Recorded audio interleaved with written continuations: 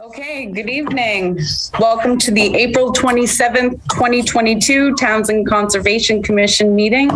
The time is now 7:01 and the meeting is now open under the Wetlands Protection Act and the Townsend Wetland Bylaw. We will start with roll call. Joan Savoy. Present. James Gates. Present. Jim LeQueer. Present. Ann LeQueer. Present. Colby Streeter. Present. And Jennifer Eaton is present. This meeting is being video recorded. Is anyone else recording? Nope. Is it being video recorded? Yes. It is. Okay. Yes. 1.3, Chairman's additions and or deletions. I would like to delete 3.7, Earth Day discussion and vote for haiku contest winner because we don't have the entries and results.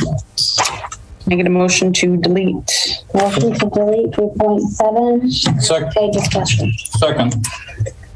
Okay, motion and second. Joan Savoy, do you approve? Yes. James Gates. Yes. Colby Streeter. Yes. Jim LeQueer. Yes. Ann LeQueer. Yes. And Jennifer Eaton.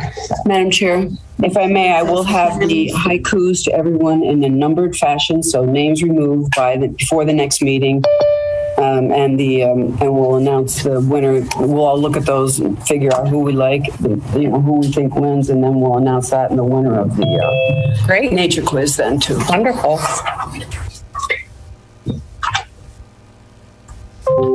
Chair's report. I just would like to say thank you to all who stopped by the Conservation Commission Earth Day table and for those who entered the haiku contest and nature quiz. And then we have... Madam Vice Chair, I'd like to intervene for a minute, please. Yes, Jim. This is not an addition or deletion. This is a necessity, okay? I'd like to thank Jim DeRorian, John Hussey, and Karen Hill for jobs well done while they were commissioners on the Conservation Commission. I would like to give special thanks to Karen Hill because while all the chips were down and we had to maintain our commission. Jim, I'm going to stop you right there. No, I'm not stopping the chairwoman didn't give you permission to... She is, and I've also been on the board. She gave him permission. Just let him finish. Yeah. It take 2 seconds. Yeah. Well, thank you. I want the time. And I want everybody to know that Karen Hill ran around and got signatures on her own free will and accord to keep the Conservation Commission alive. And I want you to know that Veronica Kell stepped in as a selectman and changed the entire protocol to get onto the commission after these people. Joan, please refrain. We don't need your comment right now. I have the floor. All right? And we're going to go forward. Madam Chair, point of order. It is a point of order the fact that I'm asking for the permission to carry on this because people have to be aware of what's going on here. And I intend to continue. It's a point, Madam Chair, it's a point of order. Excuse me, Madam Joe Shank, I gave a phone call to and suggested to him not to get rid of Karen Hill and the other commissioners. He gave me a bad time on the phone and I hung up on him. And we have to go forward as a commission, and we have to remember and recognize the fact that we're here to assist the public, the people on the other side of the table, to carry on and live free. Madam Chair, point of order. And Veronica Kell and Joe Shank have been out of order. They deserve to be reprimanded for that. I did the ethics course today, and there are so many violations on behalf of them, it's disgusting. So I wanted to make sure that happened. I've been involved with the Board of Health over 21 years. I've started my 22nd year, and I've been on conservation for 6. And Joan, you appealed to the state when it comes to the Golants as far as what was going on in their property. Madam Chair, point of order. I'm sorry, I'm doing this. And now you're on conservation. That's a conflict of interest, Madam Chair. And when you're up there on Spofford Street and you asked me, I was embarrassed for that because you asked for. All right, Jim, I'm going to stop you right there. I'm going to accept the stop because I think I said what I had to say. Okay. Well, it's wildly inappropriate. I am glad that I did it because that's what everybody else in this building has done in past months. Okay, Jim. Thank you. So noted. Thank you. 1.5, review and approve the meeting minutes from 4/13/2022. Did everyone get a chance to review the meeting minutes? I did. Yep. So can I get a motion to approve the meeting minutes from 4/13/2022? Motion to approve the minutes from 2022. Second. James Gates, are you in favor? Yes. Colby Streeter, are you in favor? Yes. Jim LaQueer, are you in favor? Same. Joan Savoy, are you in favor? Yes. Ann LaQueer, are you in favor? Abstain. And Jennifer Eaton approves. So those are approved. 1.6, agents report. Jessica, you're muted. Thank you. I was going to start talking. All right. Dates covered April 11th to April 22nd. 2 building permit interdepartmental signatures for 12 Aquarius Lane and 22 New Fitchburg Road. 2 referrals completed, 241 Main Street and 221 North End Road. 2 septic interdepartmental signatures, 10 to 12 Spalding Street, 321 Townsend Hill Road. We have 7 site visits and inventory reports completed to date for Conservation Commission owned land. We've made 11 inquiries to date on orders of conditions issued in the past without certificates of compliance. We have an RDA for 46 Emery Road tree cutting for safety concerns put on hold March 7th. We have issued 2 certificates of compliance for 2026 School Street on April 22nd. Issued a certificate of compliance for 62 Pierce Road on April 22nd. Issued a 1-year extension for order of conditions for 132 Pierce Road on April 22nd. Issued an RDA for 35, or issued a DA for 35 Adams Road on April 15th. NOI intake for 10 to 12 Spalding Street and a site visit. Intake for a certificate of compliance request for 1, 5, and 7 Bailey Road. Intake for order of condition extension request and minor amendment for 50 Highland Street, DEP 308667. I visited 29 New Fitchburg Road for a tree cutting request, and we visited Campbell Farm conservation restriction property. Nice. Thanks, Jessica. Okay. 2.0. We have 2.1 at 7:10 p.m. We still have a couple minutes.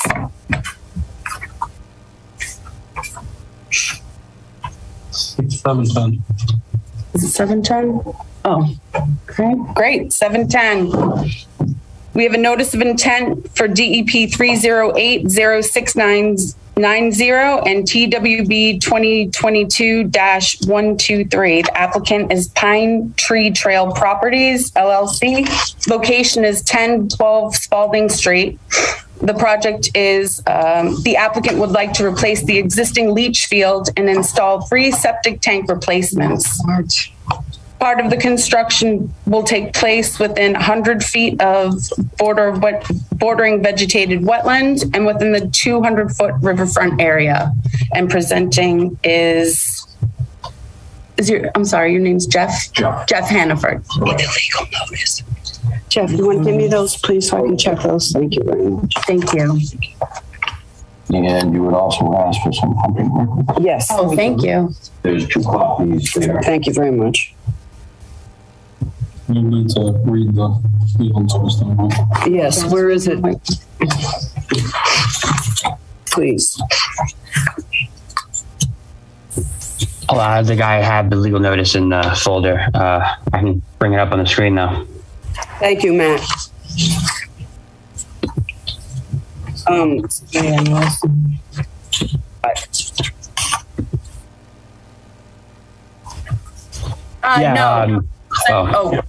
Matt, me, right? Like he's in person. Thank you, Harley.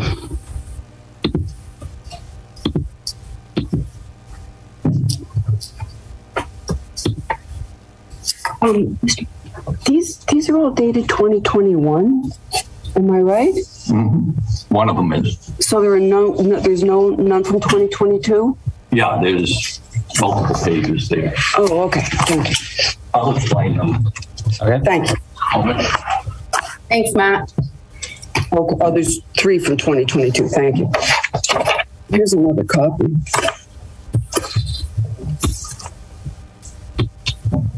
He's got the legal notice up, Joan. It's up on the screen. Thank you, Matt.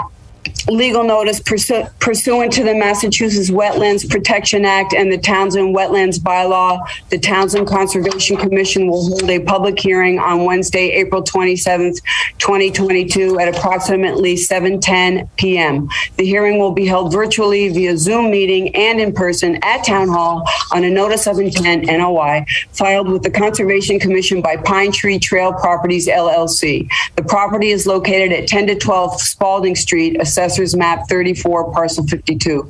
The proposed project will be to replace the existing failed leach field and to replace 3 septic tanks. Part of the construction will take place within 100 feet of a bordering vegetated wetland and within the 200-foot front area. Signed, Jessica Consalvo, Agent, Townsend Conservation Commission. Carbon to the applicant. Thanks, Matt.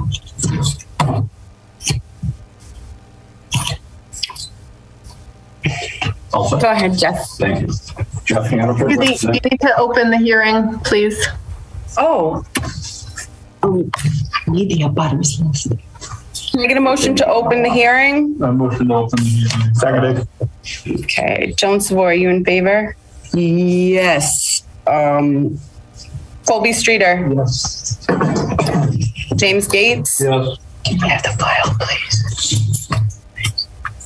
Ann LaQueer? Yes. Jean LaQueer? Yes. And Jennifer Eaton is in favor. We need the file for these Meeting is now- please, so I can get to our business list. You said it's with the NOI, and I did not print the NOI out. Thanks. Oh, look at my copy. Great, that's better. Thank you very much. Okay, thanks. Sorry.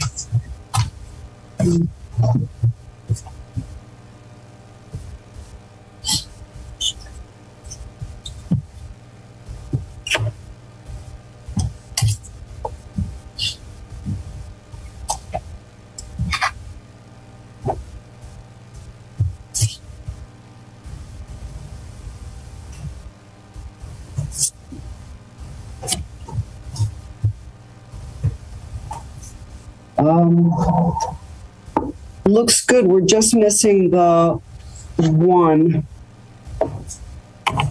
We'll check again. This is the name here. Giardinello. Oh, here it is. My phone. Okay. All set? So we got everybody? Yes. Okay, great. Okay. Thank you very much. The hearing's now open. You can go ahead. Now we're official. Jeff Hannaford representing the applicant here at 1012 Spalding Street for a septic repair. The structure here is a 6-unit apartment building, and it's about a 2.5-acre parcel. Wetlands are to the rear. The site is sloping gradually. The high at the street sloping down towards the wetland. The septic system's in the back. The current septic system that's in failure is in this area right here. This line represents a 50-foot setback. So the corner of the existing leaching area is right about at 50 feet. The nearest corner to the proposed will be 75, so we are further away from the wetlands. The pink line here is the 100-foot setback. So you can see a good portion of it is outside the buffer zone. The way this is set up currently is there are 3 septic tanks. Each septic tank handles 2 units. And the existing septic tanks will be replaced and upgraded with new 2-compartment septic tanks. that will feed into a common distribution box that will feed the new leaching area. The leaching area consists of a Presby enviroseptic system. It's approved by DEP as a system with enhanced treatment. So it is a substantial upgrade to the existing system, which is a conventional stone and perforated pipe type system. The wetlands were delineated. We verified that with Jessica in the field last week. And it's about 210 feet of delineation, so the filing fee was based on that. The brown is erosion control. This is the limit of pavement here. So we're going to bring it right to the back of the pavement on this far corner and wrap it all the way around the system this way. We went this far because we know that access for construction is going to be through this area. So some of this will be disturbed in order to get the equipment and materials in. So we brought it to the far side there for that. Currently, the existing tree line runs right through here. During the site visit, we noticed that there is a tree very close to this corner that should be taken down, even though we're about 5 feet away, which is the limit. There'll be so much root in it that we felt that the tree in this corner should be removed. Other than that, the rest of this is lawn area, so it'll be very minimal tree cutting or vegetation cutting. It would be 99% lawn area. And as far as the existing system, it was noted during the site visit that there is effluent breaking out on the ground now. So a question came up as to how often the system's been pumped. I contacted the Neshoba's office and I contacted the pumper himself. Neshoba gave me a slip from 2021 indicating that it was pumped in May of 21. In conversations with the pumper, he stated he was also out there in November. It didn't show up on that pumping slip, so I questioned him about it. And he stated to me that in November, it was the 1 year anniversary. They pumped them. There's two other buildings, I should say. You can see the end of one building here. There's a building here. There's also the third one. All of them by the same owner. So in November, it was the 1 year anniversary, so we pumped out all three buildings at the same time. The only thing we can suspect is why I didn't get it from Neshoba for November 21 is because when I contacted Neshoba, I only asked them for pumping slips related to 10 and 12 Spalding. Okay. So he thinks on his slip for the total complex, it may have reflected just one of the other buildings, not realizing that it would have been misfiled for what we were looking for. But he did confirm with me in an email that he did it and billed the client. He has a record of that for November.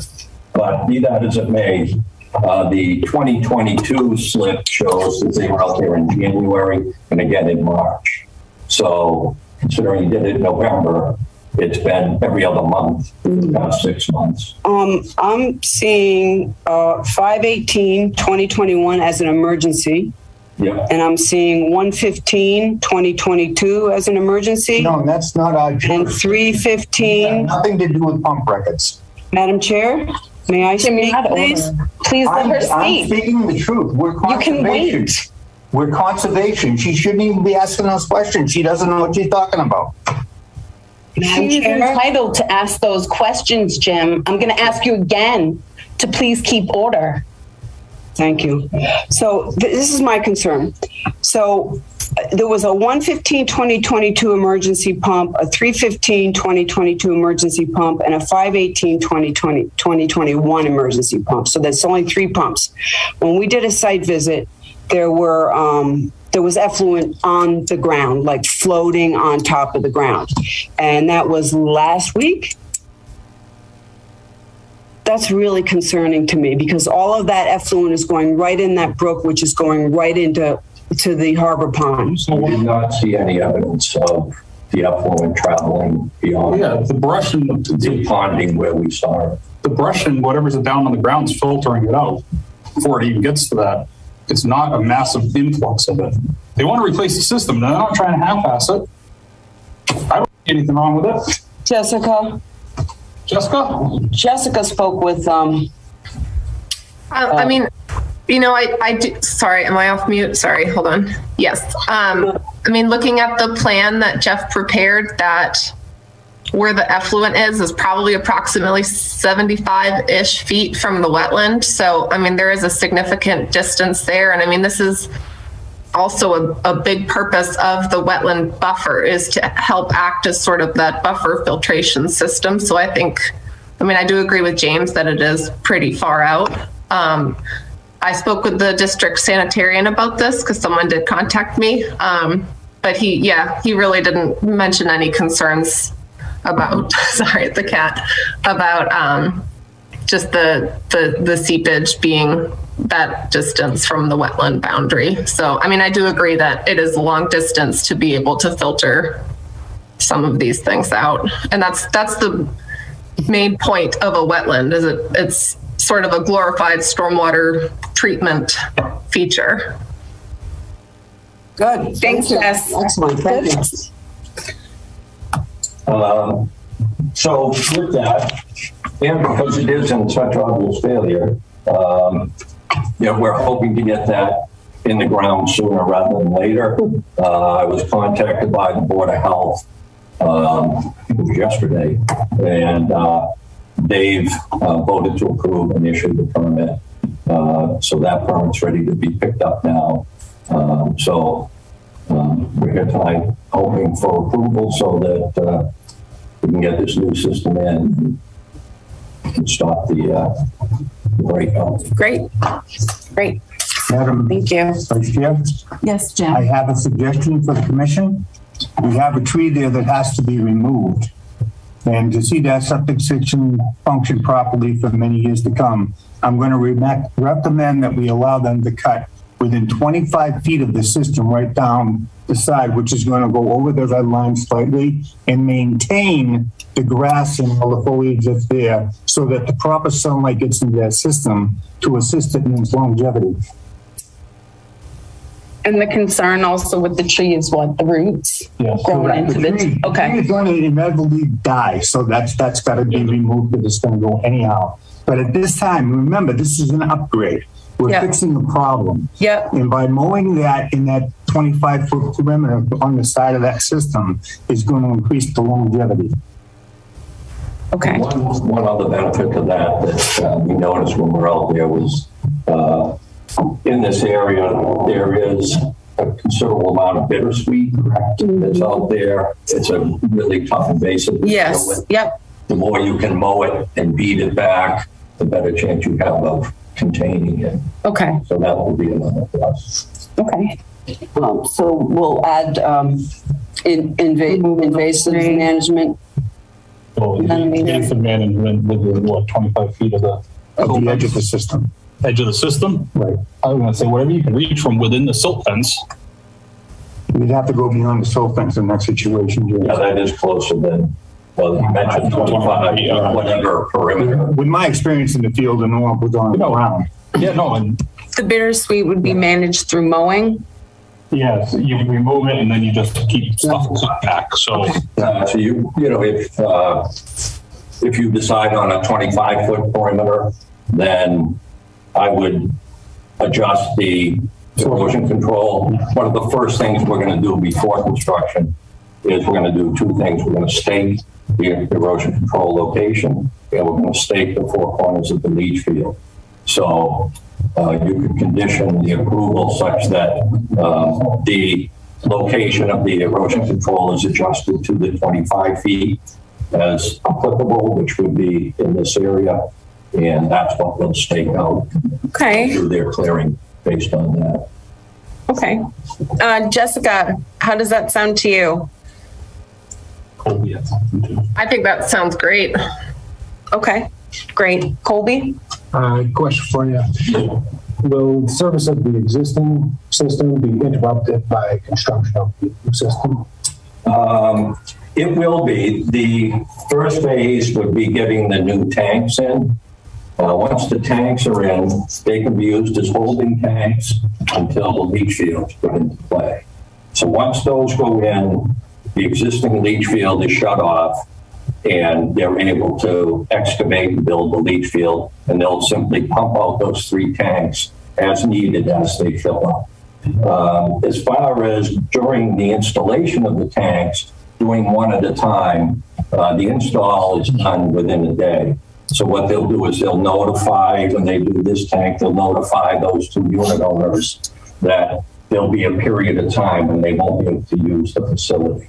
They'll excavate out the old tank, install the new one, and immediately pipe it in. And so in a matter of hours, they'll be able to reuse the facility. And like I said, it'll be a holding tank, and we'll move to the next one, and then find the third one and do it in phases like that. So people will still be able to live there. They'll just be inconvenienced sometime for the day. Thank you. And when do you wish to start?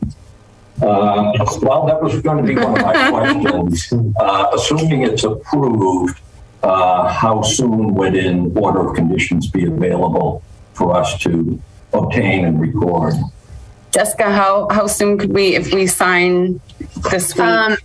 Probably about this time next week, Jeff. I'd be able to get it to you. So middle of next week. And then recording happens down in Cambridge, or you can mail it, which probably takes longer, but recording's pretty immediate. So once that's done, some of the conditions in the order of conditions will allude to that I need to go make an inspection prior to the start of construction. So just to inspect your E&S controls, make sure your DEP signs up, things like that. So once all that's in order, then you guys can get started. So yeah, hopefully that helps.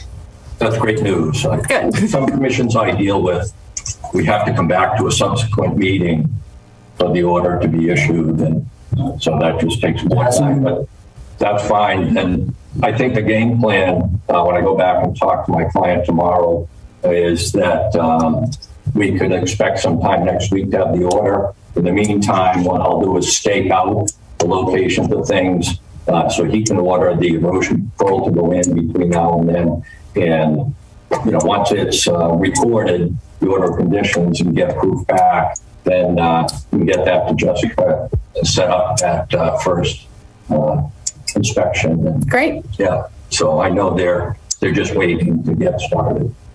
Okay, great. I motion to approve DEP number 308-0690 with standard order conditions with, well, how do we word it? 25-foot perimeter. Extension for mowing purposes. Removal of tree. Well, removal of tree. And removal of tree. At the corner of the system, and any even invasives within a 25-foot perimeter of the system. Second.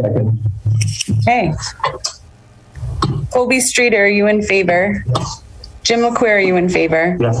James Gates, are you in favor? Yes. Joan Savoy, are you in favor? Yes. Ann LaQueer, are you in favor? Yes. Jennifer Eaton is in favor. That motion passes unanimously. Thank you very much. Good luck. Thank you. Thank you for coming in. Okay.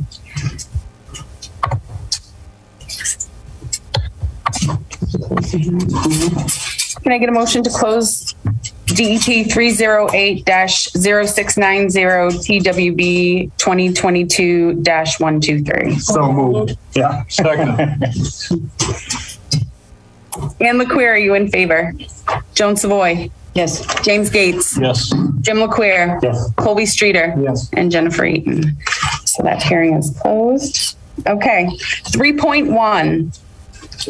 We have an ACEC presentation with Nancy Putnam from DCR. Hello, Nancy. Yay, Nancy. Hi, can you hear me? Yes, we certainly can. Oh, great. So it sounds like you have a busy evening. Never Thank dull you. moment. Yes, Thank you. exactly. Sure. It's so nice to be here. I'm a little nervous about Zoom, so we'll see how this goes because we don't use that very often at DCR, and sometimes my computer acts up. So let me see if there's a way I can. How do I share my screen with you? Harley, can you give Nancy Putnam screen sharing permissions, please? Thanks, Jessica. Okay. You're all set, Nancy. Okay. Let me see if I can. Can you see that yet? Oops. Not yet. Okay. Let me go back.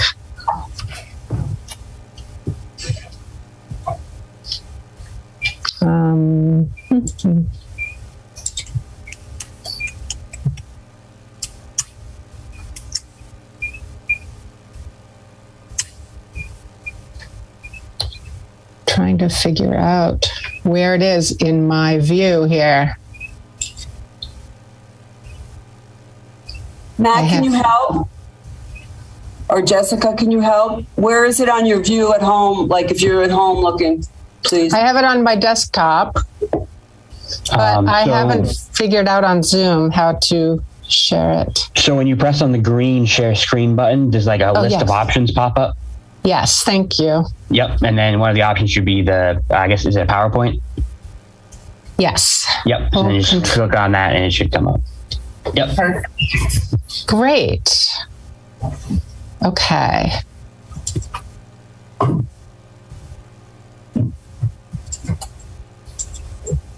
Now can you see it? Great. Thanks. So I'd like to talk to you a little bit about the ACEC program tonight and see if there's a way that I can answer your questions. And, you're welcome to interrupt me or ask questions at the end, whatever is best for you. I don't have very many intro slides because I assume you know a fair amount about the ACEC since it's so prevalent in your town. But, these are state designated areas that are examples of, very high quality either watersheds or wetland systems, ecosystems that are of regional and statewide importance, usually of natural resources, but also often cultural resources or ecological systems. We have 30 ACECs in Massachusetts, and the program was started in 1975, and they occur in 76 communities throughout the state. So the Squanauset ACEC was designated in 2002, and it's very large, over 37,000 acres, and it's in the watershed of the Nashua River, as you know. And as you can see, it's within many different towns, but in Townsend, you have over 15,000 acres and approximately 40% of the ACEC. There are many inland resource features that are discussed in the ACEC regulations that need to be present and of high value as far as their quality in order to be considered for an ACEC. And the Squanauset ACEC includes all of the 9 inland features that are mentioned, and they are listed here. So the Squanauset has, really important water supplies, both surface water and groundwater supplies that are of medium and high yield aquifers for public and private water supplies, exceptional wetlands and wildlife habitats, and other natural communities and priority habitats for rare species, with over 20 state-listed rare species. And 46% of the Squanauset ACEC is in biomap core habitat. You also have a lot of supporting natural landscape and at least 23 certified vernal pools and many more potential vernal pools. In addition, both the Squanicook and Nissitissit rivers, plus 16 of their tributary streams are considered cold water fisheries, and they're designated by the state as outstanding resource waters, which do receive a higher level of scrutiny for protection of water quality. So the ACEC program, unfortunately, has very little staffing right now, but it is our responsibility to provide education, including our website, the maps. We have guidance documents, and we try to assist both NGOs and consultants when they ask us questions about the ACEC's stakeholder groups and other regional, state, and local agencies. We try to clarify regulatory issues as they come up. Some of our ACEC boundaries are not mapped in a very clear way. A lot of them need updates, and we've been trying to work on that, but have been limited by staff and funding so far. But you're always welcome to reach out to me with questions about the actual boundaries of the ACEC, because the maps that are on our website, on the ACEC section of the DCR website, are just approximations of the boundaries. And so they shouldn't be taken as exact boundaries when you have a project that is listed close to the line. We also try to assist with environmental permitting questions that come up. Sometimes DEP calls us about Chapter 91 questions or about wetlands questions as well. And I also worked with EEA staff with the revisions to the ACEC regulations that we did in 2016, where we tried to update them. And we added protection of biodiversity as one of the specifics that needed to be in there, in addition to riverfront area and some other technical things that weren't that important. So these are just examples of what we try to provide, including stewardship, habitat restoration, and our land protection staff also takes ACEC status into account when they're looking to acquire properties. If a new ACEC nomination comes in, which it hasn't happened in a serious way since I started back in 2012, but we would be providing technical assistance to the nominating groups, which are often watershed associations, conservation commissions, planning boards. And we would also be assisting by writing up the formal reviews for the EEA secretary decisions and making recommendations to the secretary for approvals. In addition, we try to encourage the development of ACEC resource management plans. They can be very helpful, although they are extremely difficult to do for an entire ACEC since it includes multiple towns. But these RMPs can be really useful for guiding plan development, and they also can be really useful for moving forward with stewardship and prioritization of land acquisition and protection of water quality and monitoring.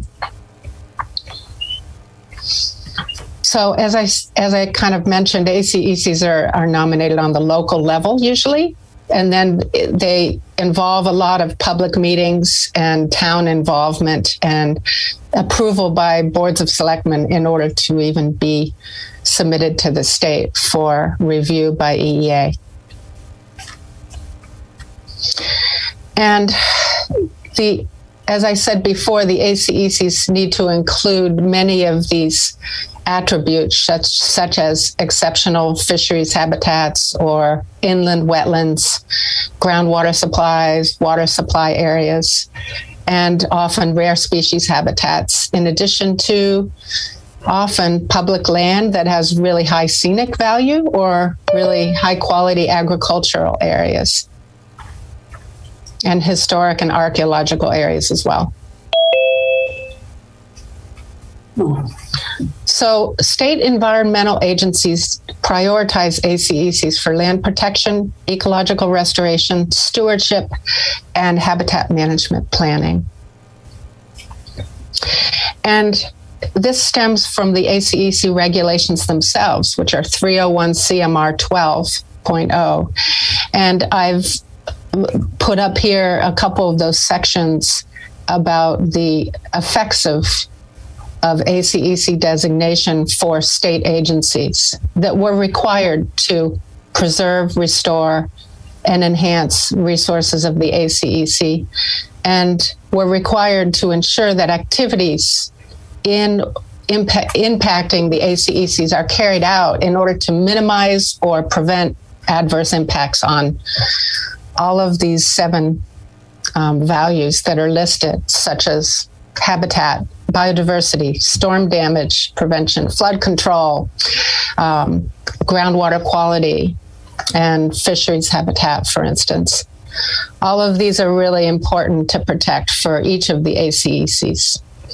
And I work hard at DCR to try to encourage all of our project managers and other agencies to carefully understand number 2 here, that talks about how all state agencies need to give the closest scrutiny to all projects that are proposed in order to make sure that these standards are met and that the important resource areas are protected within ACECs. So the designation does not really affect land ownership or allowing public access, and it doesn't supersede or change local regulations or prohibit development. But it does increase performance standards in existing state regulations. So these are the state regulations that address ACECs. MEPA, the Wetlands Protection Act, Chapter 91 for waterways, the solid waste regulations for facilities siting, and water quality certification, which is 401.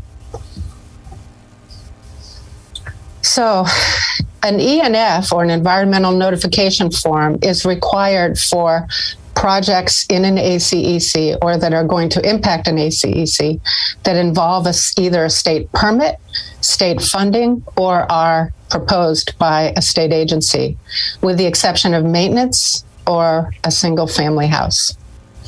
And we're required to avoid and minimize or mitigate adverse environmental impacts. And then we have higher performance standards under the Wetlands Protection Act, as I mentioned.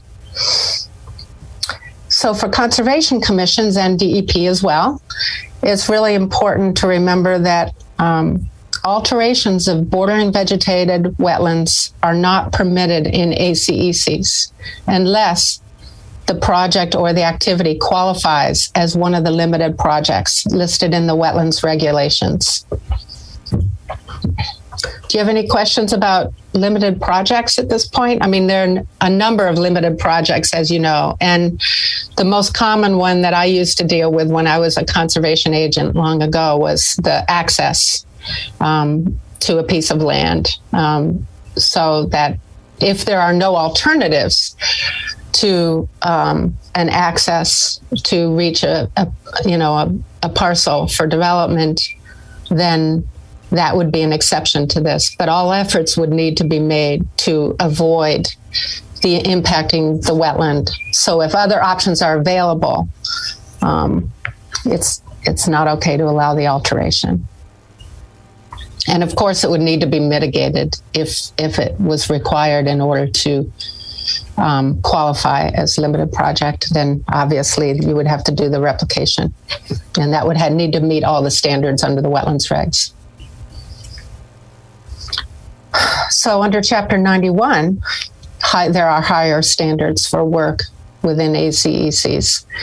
No new fill is permitted below the mean annual high water line, except for shoreline stabilization, existing utilities, or infrastructure projects. And in general, no new dredging is permitted, with a few exceptions. And no new privately owned structures for water-dependent use, such as docks and piers, unless they are consistent with a state-approved resource management plan for that ACEC. So that is one of the functions of resource management plans that are developed for ACECs, is to try to clarify what may be permitted as far as docks and piers on lakes and ponds that are within ACECs. That's been a big issue for some of the inland ACECs, and even for the coastal ACECs. And it's a difficult one, and it's difficult to come to sort of an agreed upon standard in a resource management plan for the ACEC. If you're able to develop one and get it approved by the state, it would need to be approved by the state as well. Then the solid waste facility regulations do not prohibit new solid waste facilities in ACECs. And it's important that all of the resources in the ACEC are protected for facilities that are sited just outside the ACEC. And outstanding resource waters and other sensitive areas such as vernal pools and water supplies need to be protected. And that's addressed often in the 401 water quality regulations. And so discharges of dredging or filling, is not permitted in ORWs, and most of the ACECs contain outstanding resource waters. So they require a separate water quality cert from DEP in addition to an order of conditions. So another aspect of ACECs that is really important for all of us to consider in the long run is stewardship. And some of the ACECs have a stewardship committee or a watershed association, as you do for the Nashua River, that can provide education and also move forward with habitat restoration, research and monitoring, and also resource management planning or land protection. And I prioritize ACECs for invasive management that I do on DCR lands, actually.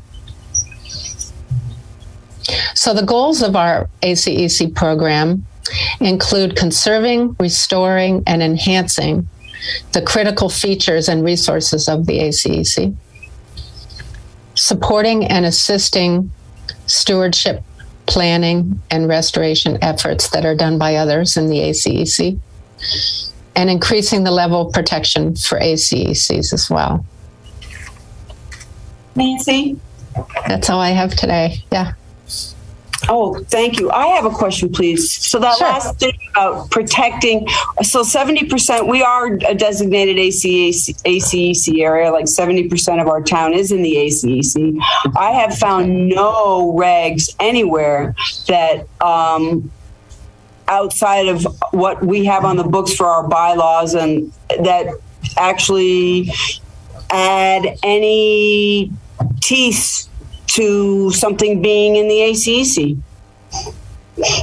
Yeah, so the regulations that I just briefly went over are the ones that contain higher performance standards for work in the ACECs. And we have a handout that's on our website that's a guide to the state regulations for ACECs. And you're welcome to print that out, or if I can come up to your town hall sometime, I can hand you some copies. And it goes into a little more detail than I did today. But essentially, the ACEC regulations themselves talk about the significance of ACECs, how they are nominated, and the effects of ACEC designation. But it's true that a lot of the responsibility that's listed in that particular regulation is the responsibility of EEA agencies, environmental agencies such as DEP, DCR, EEA, CZM. But it's also true that for conservation commissions, the Wetlands Protection Act has a higher performance standard for impacts to bordering vegetated wetlands in ACEC. So it's not as discretionary as it is for most projects. So if somebody comes in and wants to alter 3,000 square feet of wetlands, but it doesn't meet the limited project criteria, then it should be denied under the Wetlands Protection Act if it's in the ACEC and if it's impacting a bordering vegetated wetland that has functions and values that are listed in the Wetlands Protection Regulations. And if that were the case, that you had to deny that project and they appealed it to DEP, the first thing that DEP would do would be to require an environmental notification form.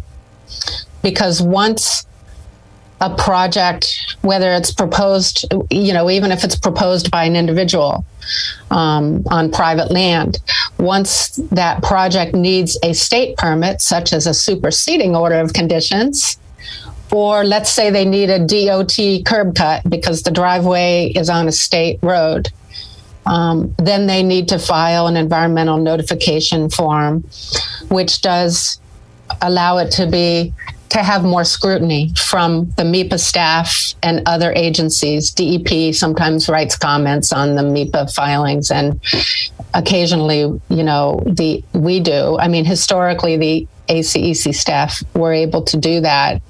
However, recently, because I'm also the DECR ecologist, we haven't been commenting on MEPA filings unless they impact DCR land, which is really unfortunate. And so I've been begging for dedicated ACEC staff so that there wouldn't be that issue. It's also true that perhaps you could tighten up the regulations a little more in a bylaw referencing the ACECs. Or a town bylaw. Yeah. I looked, I think one of you asked me that question before, whether there were any town bylaws that considered ACECs, and I didn't know of any, but I haven't had much time to work on ACECs, unfortunately. But then just yesterday, I noticed in one of my electronic files a list of wetland bylaws that included ACEC references. And it's a really old list, which is why I haven't forwarded it to you, because I don't know how relevant it still is. But it did list Chatham, Mashpee, Eastham. It also listed Eastham, actually. Quite a few of them were on the Cape because we have a very active ACECs on Cape Cod. The Pleasant Bay ACEC is really active, and I think even has staff and a resource management plan that they update every 5 years. But it did appear from this spreadsheet that they have specific restrictions on buffer zones of ACECs, in addition to more stringent protections of all the resource areas in ACECs, not just bordering vegetated wetlands. But I haven't had time to check their websites to see whether that's still the case, because the spreadsheet was from 2009. So it's pretty old. We lost our staff in 2010, and then I was hired in 2012. Well, thank you, Nancy. We will certainly look into that. We do appreciate you coming. We have to move on to our next item, so we hope to hear from you again. Thank you so much. You're welcome. Thank you. Thanks. Have a good night. Bye. Thank you. You too. Bye-bye. Okay, that was informative. Okay, 3.2, TWB 2022-120. This has been continued from our 4/13 meeting, 46 Emery Road, RDA, for the removal of trees immediately adjacent to both a pond and surrounding wetlands. There's been no movement on this, Jessica? I followed up with him maybe 2 weeks ago, and he said it was still on hold. On hold. Okay. So Madam Chair, may I? This is the, may I? Yeah, Thanks. of course. This is the Rod and Gun Club. Yes. So I have just a little niggling concern that if it's still on hold and they were in such a hurry to do the work, what had we asked that could be holding things up? Jessica was going to do, was it the delineation, Jessica? I think it's the fees. But without the applicant here, I don't feel very comfortable discussing much about the project. Okay. So if anyone has specific questions, I can take those to the applicant, but I'm pretty sure it was just for financial reasons. Okay. I mean, there's no chance like just a clear cut has happened, right? Because that was mentioned. I don't know. I haven't been out to the site. Okay. Thank you. Okay, so can I get a motion to continue TWB 2022-120? So be it. Was that a second? Okay. Colby, are you in favor? Yes. Jim LeQueer, are you in favor? Yes. James Gates, are you in favor? Yes. Sorry. Joan Savoy, are you in favor? Yes. Ann LeQueer, are you in favor? Yes. And Jennifer Eaton is in favor, so that will continue unanimously. Okay.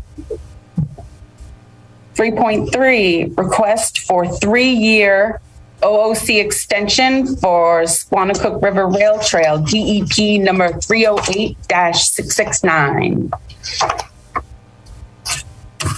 Hello. Hello. Maybe a little bit. Just give us a. I'm Joan Watchworth. We haven't met, and this is a ride out from Squanicook Greenway. And Would you step up here, please? so we had an order of conditions for 3 years to build a rail trail. The order expires this July, and we haven't finished. We have done 2/3 of it.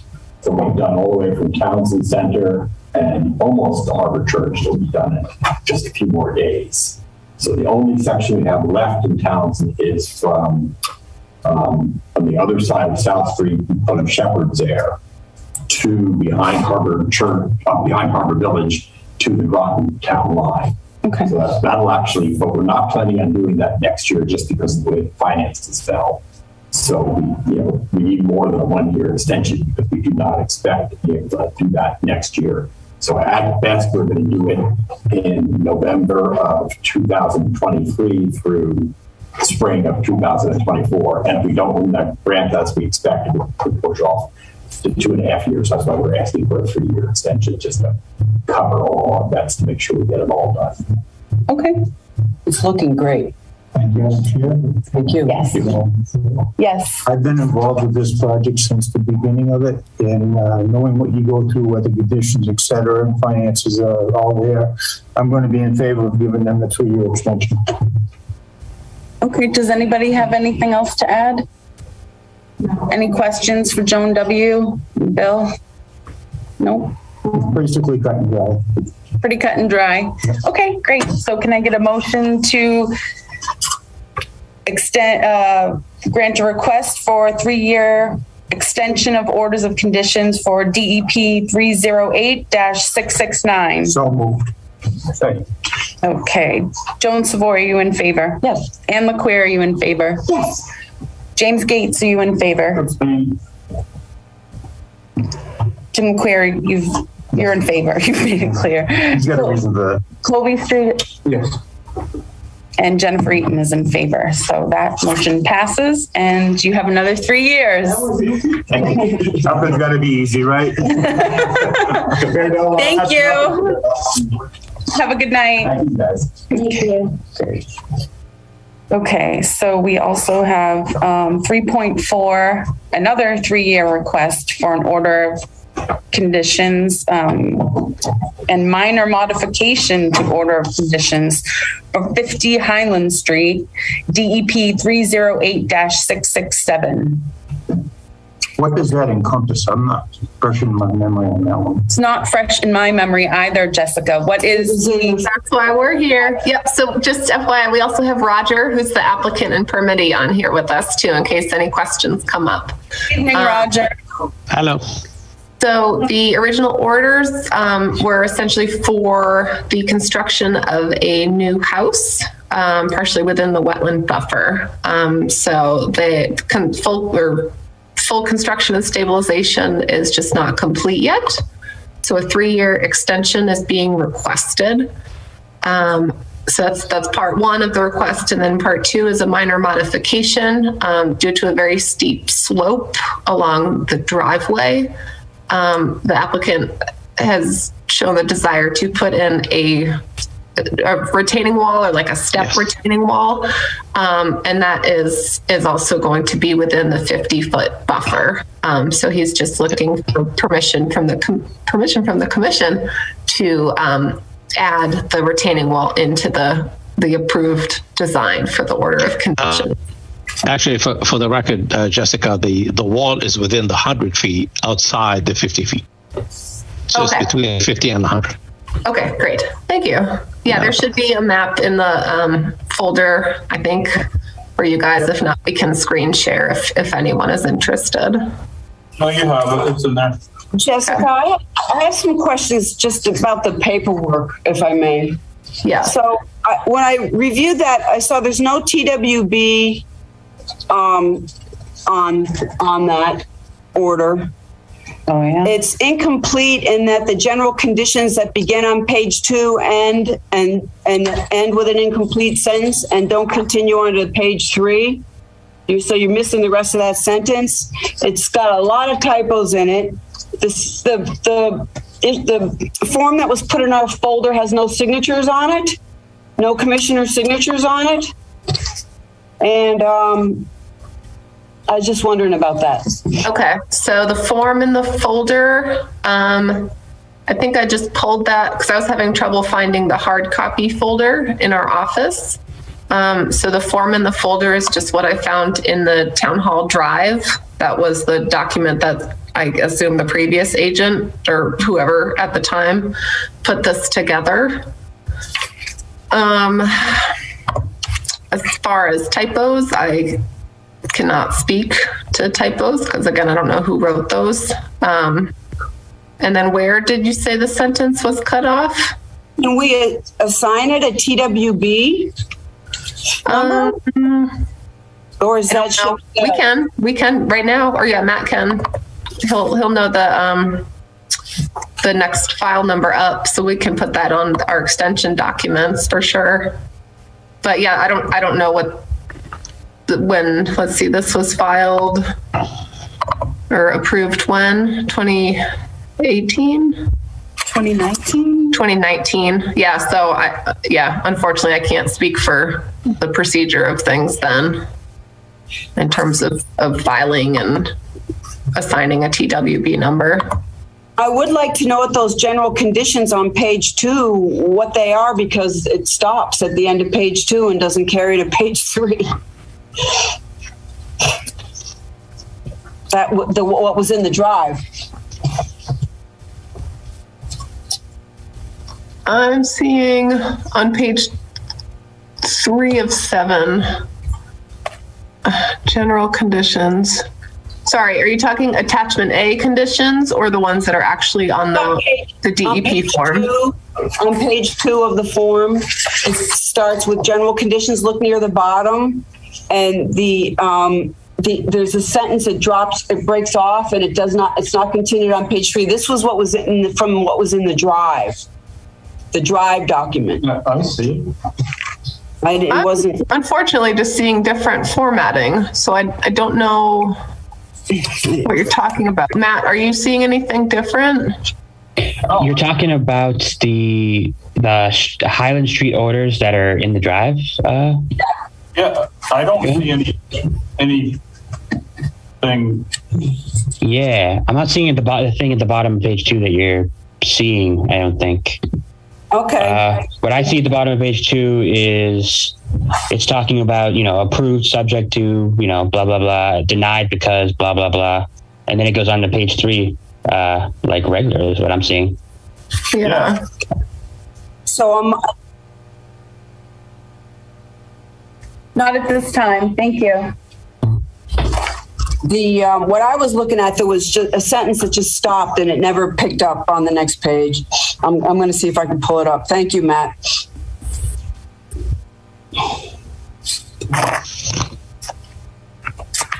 But you're able to read it clearly.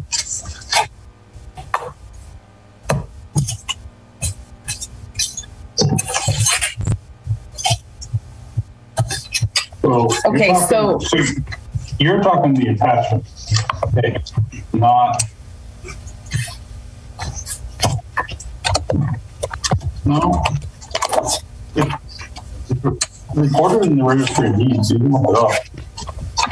So it is recorded. No, that's okay. I just thought that maybe there was a copy floating around. And I didn't print it out, so I can't be. Maybe here, let's see if I can pull this up. Yeah, I actually just pulled up Mass Land Records right now, and it looks like all the numbering is in order for this document, the one online. So, sorry, Joan, I don't know. I motion to extend the OOC for DEP file number 308667 with the minor modification of a retaining wall, as long as all the erosion controls are in place. Seconded. Oh, sorry. Oh, and with the addition of a Townsend wetland bylaw number also. That'll do. Okay. Colby Streeter, are you in favor? Yes. Jim LaQueer, are you in favor? Yes. James Gates? Yes. Joan Savoy? Yes. Ann LaQueer? Yes. And Jennifer Eaton, yes. So that passes unanimously. Roger, you have another 3 years. Okay, thank you so much. I appreciate it. Thank you. Have a good evening. Yeah, bye-bye. Bye-bye. Okay. 3.5. Request for COCs for 1, 5, and 7 Bailey Road, DEP 308-639, 308-638, 308-637. Okay.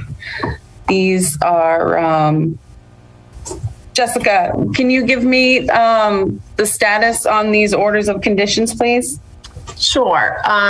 So this is one of our projects that we reached out to the applicant about because the order was expired and a CSC was never requested. I see. So, what's that? Sorry. No, I said I see. Oh, okay. Yeah. So it's a 3-house subdivision down off of Bailey Road. All 3 of the orders. Hold on, before I speak out of turn, all 3 of the orders were approved and issued in August 2016. One of those 3 orders was issued a 1-year extension in 2019, so therefore it was valid to 2020. However, all 3 of these have since been expired. So 2 expired in 2019, 1 expired in 2 expired in 2019, 1 expired in 2020. So we received 3 requests for certificate of compliances for them. Went out and did a site visit this past Monday, I guess. Yeah, the 25th. And I just How did it go? I noticed a few discrepancies, I guess, between what I saw built and then what was on the plan that was approved. So I guess at this time, I actually would recommend that the commission makes a visit prior to making a determination on this. I did throw a few of my initial observations in the Google Drive folder, but I think it would be good to visit out there with you guys to show what I'm talking about. I agree. Madam Chair, I move we continue this until we have a site visit. And I'm basing that on Jessica's observations. Is that a motion to continue? Yes. Second. Okay. Colby Street, are you in favor of continuing? Yes. Jim McQueer, are you in favor? Yes. James Gates? Yes. Joan Savoy? Yes. Ann LaQueer? Yes. And Jennifer Eaton is in favor. So that motion passes unanimously, and we will set up a site walk. Great. Yeah. So we also have the applicant on here, Allie. So hi, Allie. So probably next Wednesday, I'm thinking will work best. Sure. Yeah. So, and then we did submit updates to plans because I'm guessing it's my house that you're talking about is the discrepancy. Originally, it was a smaller house down where, like beneath the driveway. And then, so I actually found, and I don't want to get too far since the commissioners weren't there. I'm more so talking about sort of the entrance to the private drive, down even before you get to the greenhouse.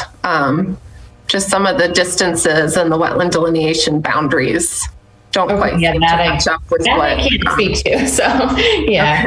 Okay. We can schedule it. I mean, we're obviously here anytime. Sure. We live on the property, but I can have Gary or Mitchell, who do the site design, meet whenever it works. Okay. Great. All right. So yeah, commissioners, just be on the lookout, but probably next Wednesday. And then Allie, I'll keep you in touch with the email. We may have a conflict. May 4th? No, yeah, it's town meeting. May 3rd is town. Oh, so May 4th. Okay. All right, great. Awesome. Thank you. It'll be like sort of late morning, probably lunchtime, somewhere in there. All right. Thank you. All right. All right. Thank you. Have a good evening. You too. Okay. 3.6, vote on potential CONSCOM fee schedule revisions. The new revisions were to consolidate some of the categories. Jessica, is that what we're talking about? Yep. I unmuted myself too soon. Okay. Yes. You're going to share?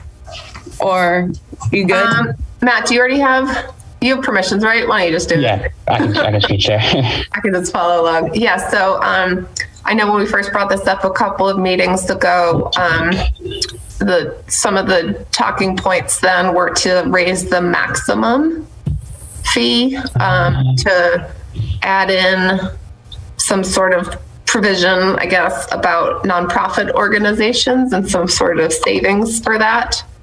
And then to make the RDA fees lump sums instead of per foot of delineation, since the delineation is not a requirement to an RDA.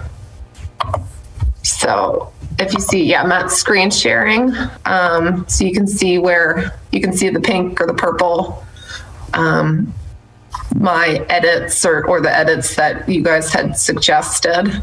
And then one of my new additions is on the right side there, instead of just making it commercial, industrial, multi-unit, instead just making it all other projects. Because some of the last projects that we have reviewed in the past 6 months just don't really fit into any of these 4 categories. So I'm just sort of designating that last column instead as an all other non-residential project category. Jessica, what was the reduction for nonprofits? Was that 20% we decided? I think it was just going to be organizations operating as 501c3 charities and nonprofits shall be charged 75% of the listed fee for the applicable project type. Thank you. So if we have, some Habitat for Humanity, new construction home type of deal, or, whatever, Rail Trail or whatever other nonprofit organization, probably would fit under the all other projects. So that's what I've proposed. And then one more on the next page down, for the requests for COCs. I think it's fine as is for during time of OOC, but after expiration, I was just sort of confused and didn't agree that it should be per year beyond the recording date. So that's even while the order is active. So instead I proposed to change it to the fee per year beyond the expiration date of the order. And then I think $1,500, if that's the proposed maximum for the entire fee schedule, I think that's a little bit high to allow. So if someone, from 1977 came in and was charged $1,500 for a property that had an order tied to 3 property owners prior, it's just not really that fair. So I propose putting in some sort of not to exceed separate amount there, if you guys are amenable to that. Maybe, $500 or $600 or something. Madam Chair, I think this should go back in front of the board to review all these numbers again. Because some of these numbers are outrageous, especially with all the stuff that's going on in this society. Which board, Jim? The Board of Conservation. Commission. The commission? The commission, yes. Maybe at our next meeting or one to follow to go over these numbers again, because we got to realize what's going on out there with this public, and some of these things are crazy. Remember, most of these people take that money and put them in a loan for the bank for 30 years, so you pay interest on that money for a long time.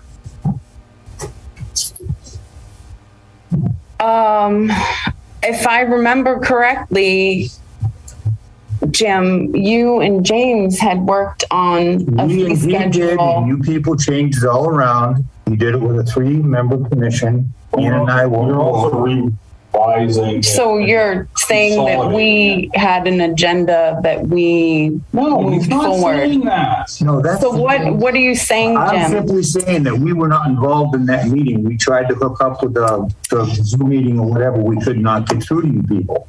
And you made the decision between 3 of us. And it shouldn't have been done that way, because this is a settlement commission. Okay. Listen, we did make that decision because we needed to get it going. It's come back and we've done immediately. Excuse me, Jim. I'm not asking for any excuses. I'm not going to let you talk out of turn anymore. If you want to have a little shout contest, I'm not in favor of that. I will not stoop to that. I'm so sorry. Okay. We've put off a lot of things in the name of inclusion. Ironically, a year ago when we were down there, we were involved with every meeting. This year, we didn't get involved in every meeting. So what happened there? That's not my fault. Oh, it's not. You're a vice chair, acting vice chair. Somebody should have recognized the fact that we were there. Ironically, the Board of Health got me all the information all along. Let's move the meeting. Point of order, Madam Chair. Yes. Point of order. Move the meeting now. I move we approve the fees as Jessica has submitted. I move that we've been looking at for months now. Okay, so there's a motion to approve the fees as is. I don't think I'm educated enough to say the issues that come from someone else. Okay. So you don't have to be educated to second it. Just I second it. Second to approve that? No, I second it, the motion. Okay. And I don't approve it. Okay. So James Gates, no. Yes, ma'am. Jim LeQueer? No. No. Colby Streeter? No. Joan Savoy? Yes. Ann LeQueer? No. Jennifer Eaton, yes. So that will not be approved. 2 yeses and 4 noes. Jim, maybe now that you're home, you get in touch with Jessica and you guys can sit down. If that's what you recommend, the commission will do that. Yeah, guys, I do need to cut in. The fees that we're looking at now that were effective February 1st, those were on the agenda for about 2 months. So there were ample opportunities to provide comments. Right. And I do need to throw in and defend myself and Matt. We do a very good job communicating with you guys and sending out meeting materials. We do not exclude anyone with anything. You could not get on Zoom meetings for whatever reason. Everybody else was in a Zoom meeting. We couldn't hook up. So there was an issue there for some reason. May I just interject for one moment? Matt, Matt knew I was having issues because I couldn't get into the Google Drive. No matter what I did, I couldn't get into the Google Drive. So I had no idea. We had no idea what was going on. It wasn't until today Matt sent me a different link that I was able to the Google Drive. I've been sending links. I've been trying to. I might have missed 1 or 2 meetings, but on the day of the meeting to send a link, a new link every 2 weeks. And then I sent you, and I don't know if you got it, an email like a month back because you said you were having problems, like listing a tutorial of like a step-by-step what you can try to do, because I was Googling like how to fix it. I could try to find an email, but I believe I sent it like a month and a half ago. No, listen, I miss emails myself. It happens. At the same time, Jessica, Matt, you guys do a stand-up job for what you're given, you know, and you're trying to put together a puzzle right now that, you know, the pieces are scattered if they're even all there. So nothing to do with that. Fantastic job. I apologize, Ann, if I promise I was not trying to keep you from anything.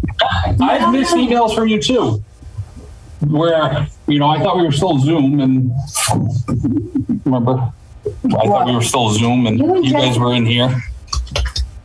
So it's not nothing you guys did. Okay. You guys it's nothing that you and Matt have done. But let's make that clear. I'd like to move on. Let them go and talk to Jessica and Matt about that's fine. But the next meeting we're voting on it, we're sticking to it. So last revision. Okay. Okay, nothing in correspondence this meeting. So we'll go to 5.1, vote to approve MACC membership and fundamental certificate classes for Colby Streeter. So be it. Second. You can second it. You're educated. Jim LeQuire, are you in favor? Yes. James Gates, are you in favor? Joan Savoy, are you in favor? Yes. Ann LeQuire. Yes. And Jennifer Eaton. Colby, you in favor of your own education? Yes. Yes, that motion passes unanimously. All right, so 6.0, items for discussion at next meeting. I know we will be discussing use of CONSCOM property with land use coordinator Mike Crowley. And then we should have the vote for the haiku and nature quiz. I'll get all those out to everyone before, so we'll vote on the haiku from Earth Day, and we'll announce the. I want to vote on procedures to get new members on the commission also. Well, I just got cut off. I'm sorry. Go ahead, Joan. Thanks. And we'll announce the second winner of the nature quiz from Earth Day too. Thank you.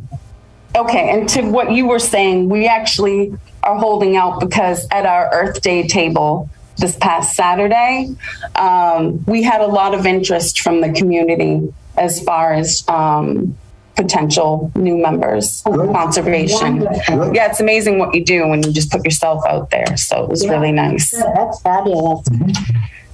Our next meeting will be Wednesday. Madam Chair, what about voting for chair? For officers? Officers, yes.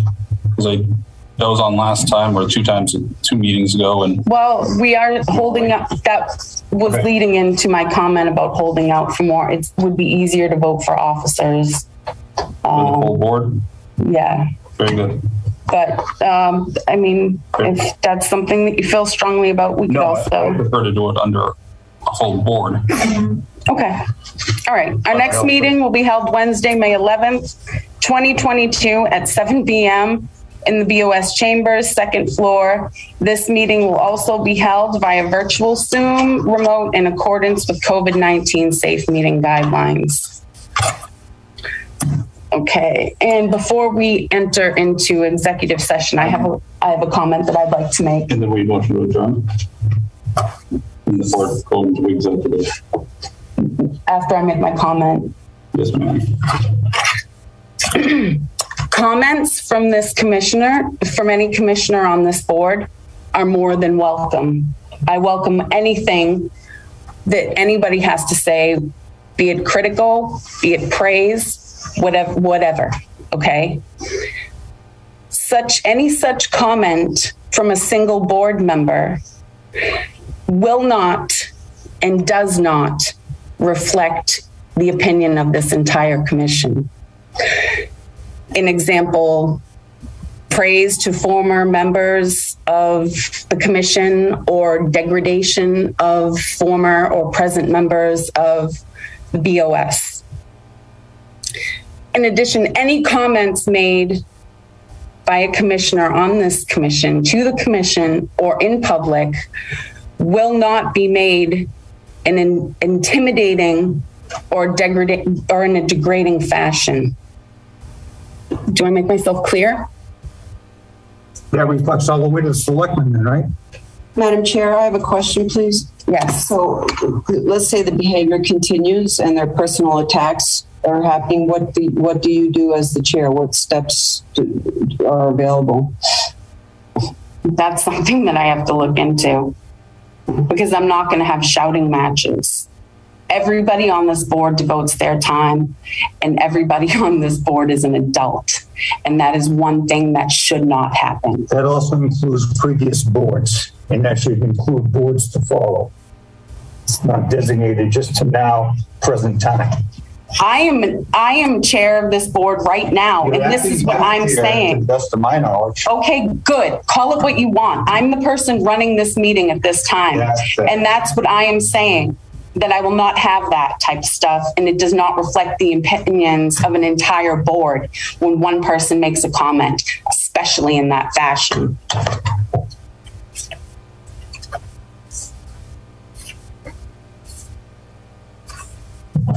Can I get a motion to enter into executive session and adjourn from executive session? We have to adjourn from this meeting first. Can I get a motion to adjourn from this meeting? Motion to adjourn. At 8:29. 8:29. Thank you for your comments. Thank you. May we take a 5-minute? Yes, after we vote to adjourn. Colby, are you in favor of adjourning? 8:29. Jim LeQuire, are you in favor of adjourning at 8:29? James Gates, are you in favor of adjourning? Joan Savoy, are you in favor? Yes. Ann LeQuire, are you in favor? And Jennifer Eaton is in favor.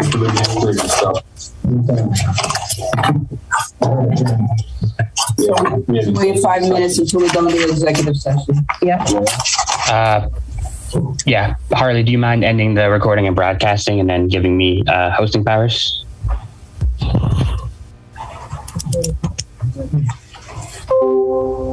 Give me your 2 minutes and I'll switch it. Thank you. Sounds good. Thank you, Harley. We can leave here anyway, right? No. Wait, no. Yeah. Matt and Jessica. Yeah, don't end the session. Because that's how we did it last time. We just had Hartley step out of the room and give me hosting powers, and I, We have somebody on Zoom. We close. Tell everyone who's not in the executive session, get off now. All right, Shane Rhodes, we're sorry, but you have to leave. Please, we're going into executive session. Thank you. all right, cool. And then I will make it so no one can come in, lock meeting. Recording stopped. Okay.